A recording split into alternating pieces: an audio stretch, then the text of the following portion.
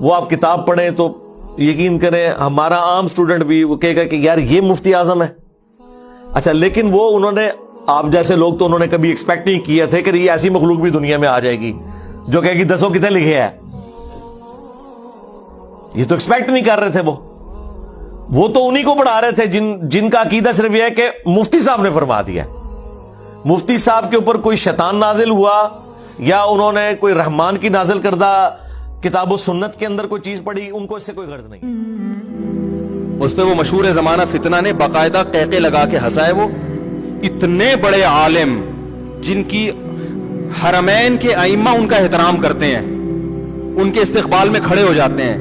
ابھی کچھ وقت پہلے انہیں درس دیا حضرت مفتی تقی عثمانی صاحب نے, جس میں مسجد نبی کے امام بھی اس درس میں شریک اور مسجد حرام کے امام بھی اور عرب کے بڑے بڑے علماء. 5 سال حضرت مفتی تقی عثمانی صاحب مکہ اور جدہ کی جو کمیٹی ہے نا, جس میں کئی ممالک کے علماء ہیں, ان کے سربراہ تھے. اور سعودیہ کے جو مکہ کے رئیس تھے وہ حضرت مفتی تقی صاحب کے نائب تھے. عرب کسی کو اپنا امیر اتنے آرام سے تسلیم نہیں کرتے. عرب میں عصبیت بہت ہے, لسانیت بہت ہے. حضرت مفتی تقی عثمانی صاحب نے اپنے تقوی اور علم کا لوہا منوایا ہے. مانے انہوں نے کہ بھائی یہ اس معاملے میں امیر ہے. اس کا ایک انجینئر مذاق اڑا رہا ہے اتنے بڑے عالم کا اور ہنس رہا ہے تکبرانہ ہنسی کے ساتھ.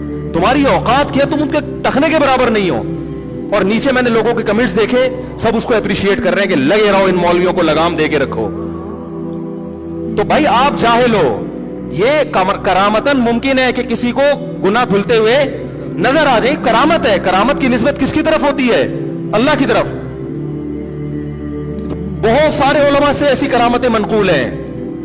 تبھی میں کہتا ہوں سامنے ایک دفعہ بٹھا دو, ایک دفعہ بٹھا دو. میں امام بخاری کی کرامتیں نکال کے دکھاؤں گا. فضائل اعمال کے جن واقعات پر تم ہنستے ہو نا, لوگوں کا مذاق اڑاتے ہو فضائل اعمال کا, میں بتاؤں گا انشاءاللہ فضائل اعمال کی یہ کرامتیں کن کتابوں میں ہیں. صحیح ہے نا؟ ان کتابوں کے مؤلفین کا مذاق اڑاؤ تم. ان میں بہت سے محدثین ہیں, تم نے ان کا مذاق اڑانا شروع کر دیا تو تمہیں بخاری مسلم سے بھی ہاتھ دھونے پڑ جائیں گے. تمہیں پتہ ہی نہیں کم بہت, تمہیں کرامت کا مطلب ہی نہیں پتا کرامت کیا ہوتی ہے.